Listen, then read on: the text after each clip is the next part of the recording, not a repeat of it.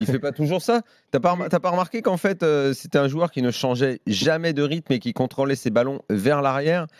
Moi, je pense qu'il ne veut pas changer de rythme. Moi, j'ai une théorie. Il veut pas changer de rythme et il court toujours avec la même foulée parce qu'il veut pas abîmer ses petites bouclettes. Moi, je pense que la coupe de cheveux, la façon dont les cheveux bougent dans le vent quand il court, je pense qu'il a besoin d'une uniformité.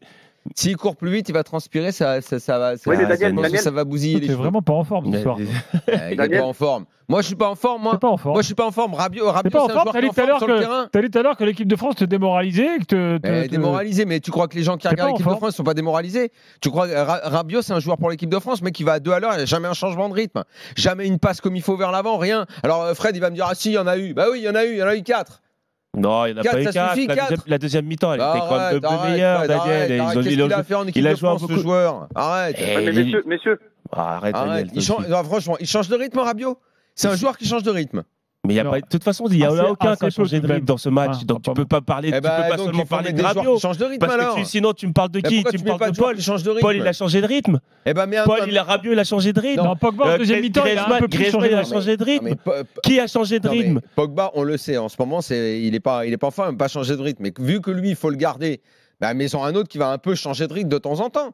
Sinon, tu mets un milieu de terrain, on dirait des vieilles. Et tu vas mettre qui? Tolisso, tu vas mettre Kamavinga, mais ils auraient fait exactement le même match. Ils auraient fait le même match. Tolisso, c'est pas mieux que Rabiot. Ils auraient fait le même match. Pourquoi? Parce que c'est comme c'est dans l'ADN. Excuse-moi d'avoir envie de le voir. Au moins, j'aurais aimé constater. C'est dans l'ADN de l'équipe de France. Et on l'a vu. Et je l'ai dit à Daniel avant le match que cette équipe de France, elle a une manière de jouer quand elle reçoit les gros. On sait déjà ce qui va se passer. C'est-à-dire qu'ils vont défendre bas et après essayer de jouer sur Mbappé. Sauf que ça, c'est ça.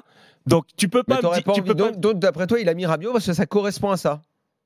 Il a mis Rabiot parce qu'aujourd'hui. Ça correspond à ce qu'il recherche, ce style qu'il recherche. Parce que pour l'instant, Rabiot c'est son numéro 1. Pas de rythme, c'est bien comme ça. Parce que Rabiot aujourd'hui c'est son numéro 1. Kamavinga est capable d'accélérer, donc c'est un problème pour le rythme de l'équipe. Ou Tolisso.